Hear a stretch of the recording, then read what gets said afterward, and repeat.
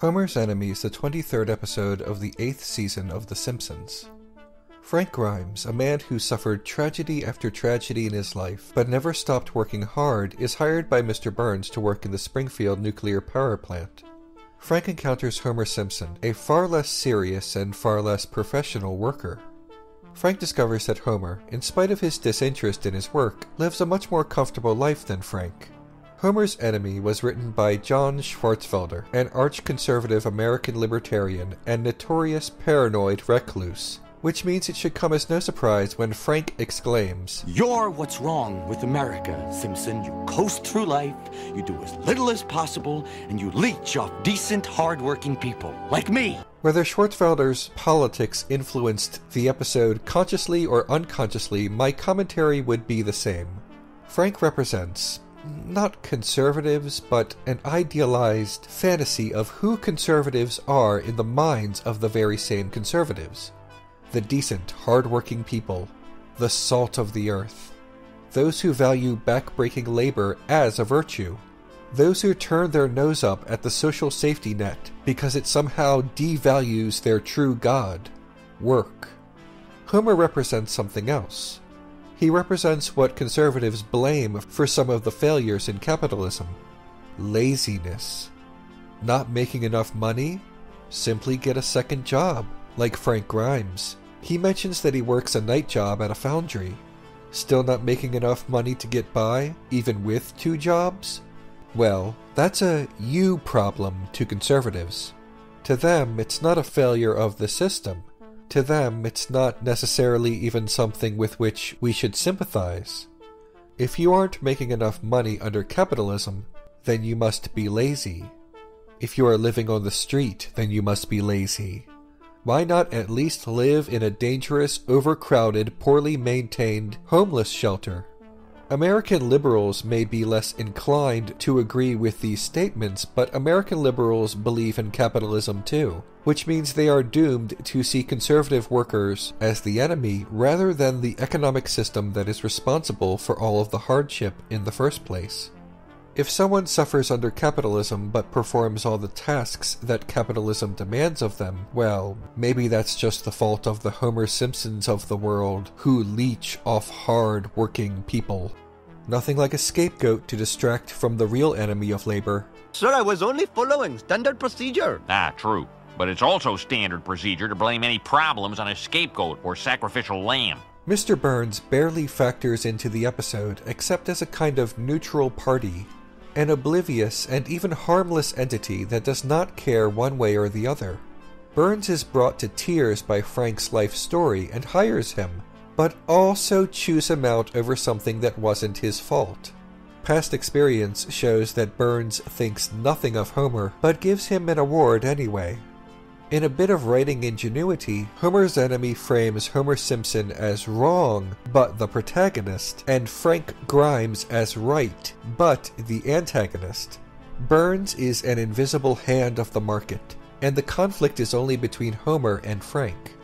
Mr. Burns is framed as a disinterested party who has his ups and downs with both characters.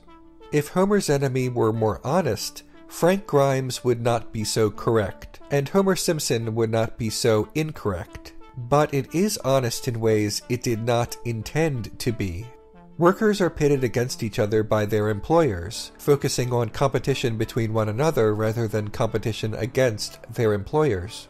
An illusion of combativeness between workers, as if the workers are what's preventing other workers from earning better pay. Burns' exclusion from the conflict of the episode is representative of how conservative capitalists frame the angst of workers, as only being caused by other lazier workers. Unjust systems generally require a scapegoat. Homer's Enemy portrays Mr. Burns as having no strong feelings about the feud, or even awareness of the feud, but if the episode were more honest, Mr. Burns would be the one intentionally manipulating the feud, instead of passively pushing Frank over the edge at the end by rewarding Homer first prize in the Model Power Plant contest. The extremely conservative writer of this episode naturally blames the wrong person and wrong institution for Frank's misery, and since Frank is his avatar, so does the Frank character. Frank believes in the cult of work, a belief system that props up capitalism not as a necessary evil that some liberals view it, but as a good unto itself, as something both godly and necessary to the rule of law, and if that is true, then poverty is the sole result of laziness and lack of personal responsibility.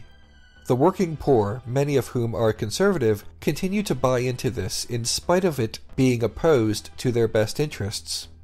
This is because this cult of work has brainwashed them into believing one of two things. First, that their hard work will definitely be rewarded. Why are you cheering, Fry? You're not rich. True, but someday I might be rich, and then people like me better watch their step. And second is that even if they don't raise themselves out of poverty, the hard work itself is its own reward. That way, the cult of work can never be wrong. This is what rich capitalists want them to think so that they can profit off the labor of the working poor and middle class. Over the centuries, hardline legal measures have been taken against the poor. Outlawing idleness and the poorhouses physically forced people from serfdom into wage labor. The cult of work is partly the result of the Protestant work ethic, meaning work in and of itself being godly, making idleness a sin, and the desire among the poor to advance in life so much that they believe that the rich will give them a slice of the good life if they just work hard enough. This delusion forces them to see the rich as their saviors and other workers as their competition and enemy. In reality, the working poor, unemployed, and underemployed are not sinful so much as they are suffering under an economic system in which disparity is a feature, not a bug.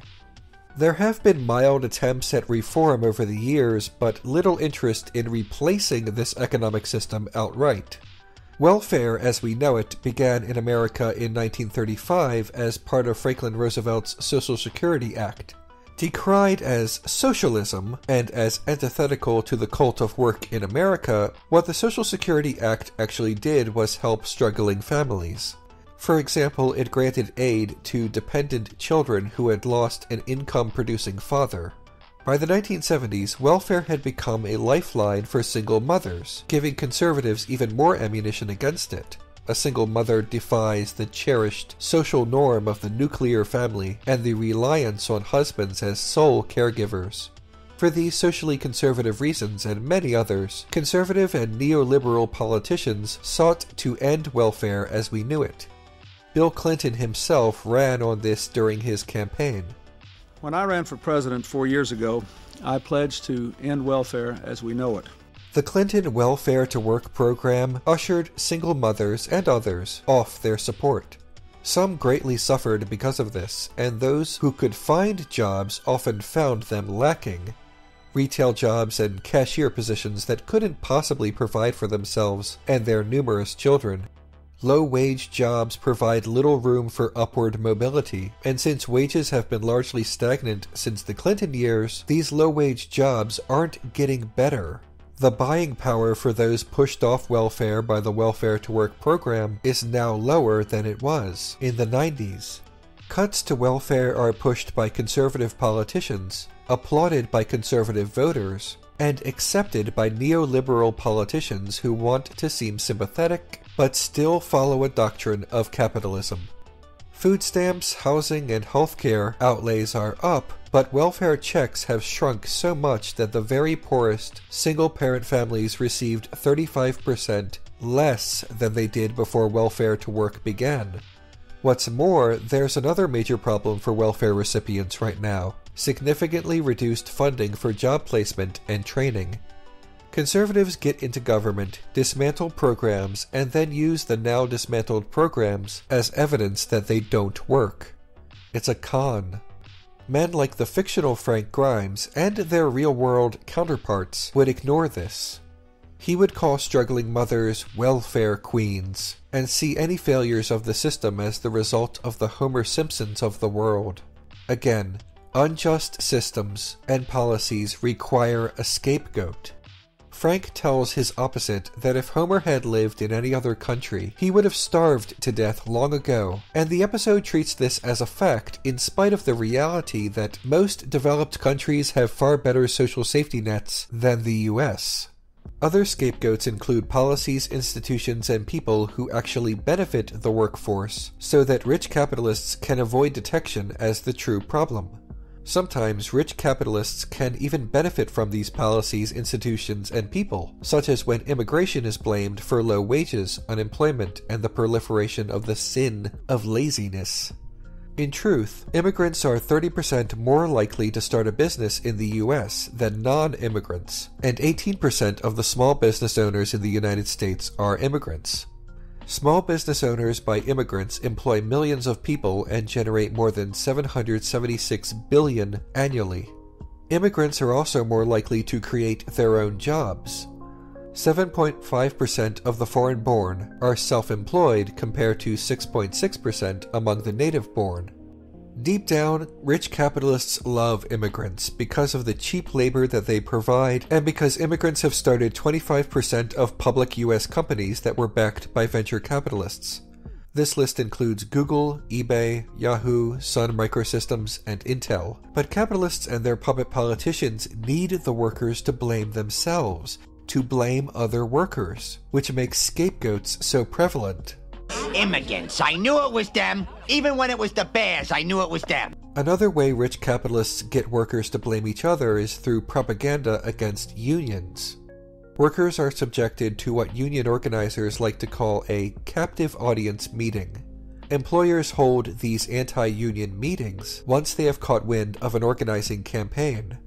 New workers sit through anti-union orientation videos and presentations, which give misleading stats about the negatives of unionizing.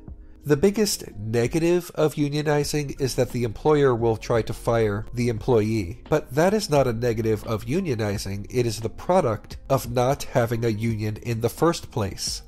Capitalist propaganda has made unions the enemy of the worker, even though unions have historically been the worker's greatest ally. It is not a coincidence that wages have stagnated at roughly the rate of the decrease in union influence.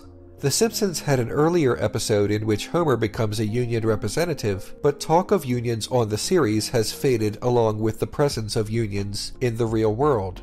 Anti-union propaganda is so strong that many non-union workers see unionizing as a negative, not realizing that they are siding with rich capitalists who don't have their best interests at heart.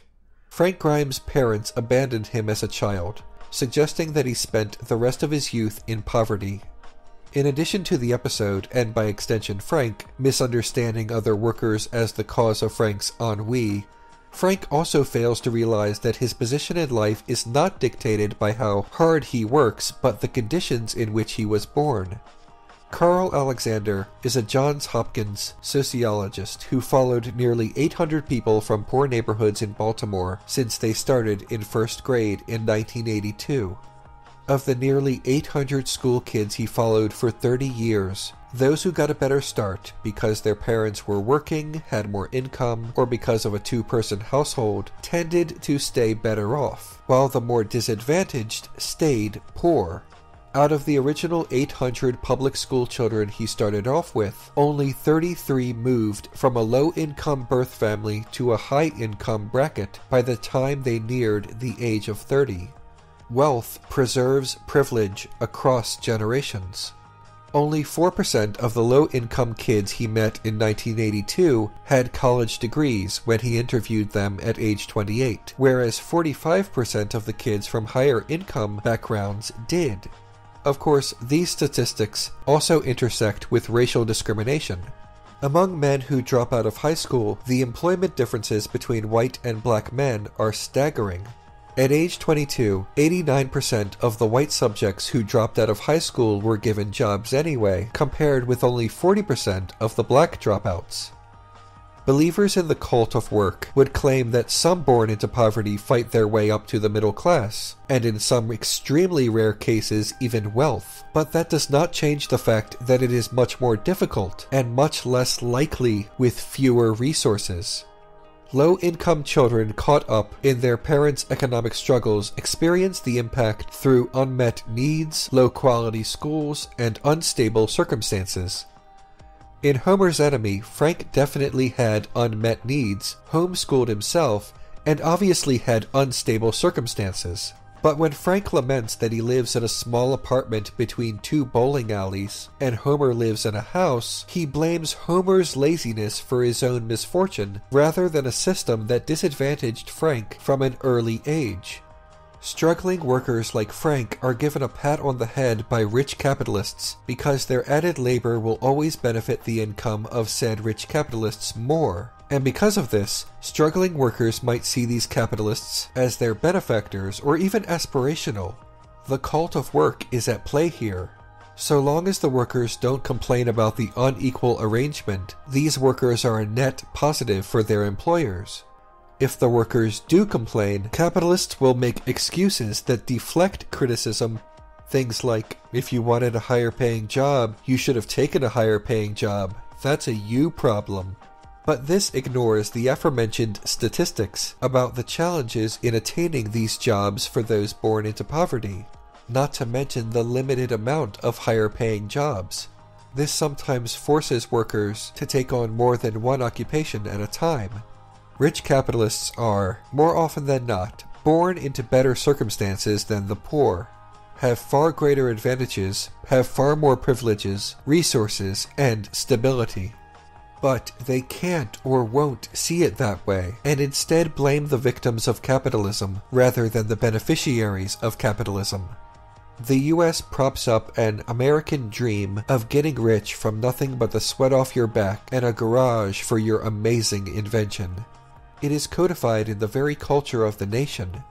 It is a religion, a cult far stronger and more prevalent than any other belief system. We get to see the leader pass by. We toil in the fields and he rides around in a Rolls Royce. Saying it's a you problem individualizes systemic problems because individuals are easier to see and therefore blame. Frank blames Homer because he is his exact opposite, and because he can see him and shout at him and look at their disparate lives and tell him that he's what's wrong with the United States of America. And no, the conservative libertarian writer obviously did not intend an anti-capitalist message, but much like many conservatives who notice income inequality but blame it on the wrong people, he was so close to an epiphany but could not quite make the right connection. When Frank Grimes discovers that Homer Simpson, who doesn't work particularly hard, has a much better life than himself, he could have had a realization that the meritocracy that personal responsibility conservatives and work cultists talk about was a sham, but that is never broached in the episode. For an instant, Frank sees the world for what it is, but takes the wrong lesson from it. What he gets wrong is how the myth of meritocracy within the cult of work benefits the rich far more than it would benefit a working-class family, because the rich, upon confronted with their obscene wealth, can always claim that they earned their millions and billions. Nobody earns $1 billion. They steal it from the labor of those who have no choice but to take low-wage jobs in a system that previous billionaires maintained for new billionaires. U.S. television sitcoms are filled with working-class families and humor centered around their working-class problems, but said sitcoms generally don't question economic injustice and capitalism as a system, and sometimes these shows could also be fairly right-wing. Al Bundy never blamed his position in life on the fact that his employers don't pay him enough. He blamed his position in life on women, most notably his wife, his neighbor, and the women customers at his place of employment. He complained far more about the customers than about management, directing his unhappiness with his life at innocent bystanders and other working-class people rather than those who actually control him. Simpsons fans sometimes take issue with this episode because it portrays Homer as a foil of a man who had a hard life. He is a monster who elicits laughs at Frank's funeral, but that is how capitalists frame anyone who works for a living or wants to work for a living, but doesn't buy into the cult of work. Lazy, worthless, and ignorant. We are the butt of the joke. The ranting of Frank Grimes isn't directed only at Homer Simpson, but at us. Anyone who is skeptical of capitalism, skeptical of meritocracy, disinterested in shifting blame to our fellow workers. We've existed under capitalism for centuries now, and we should all know who the real enemy is.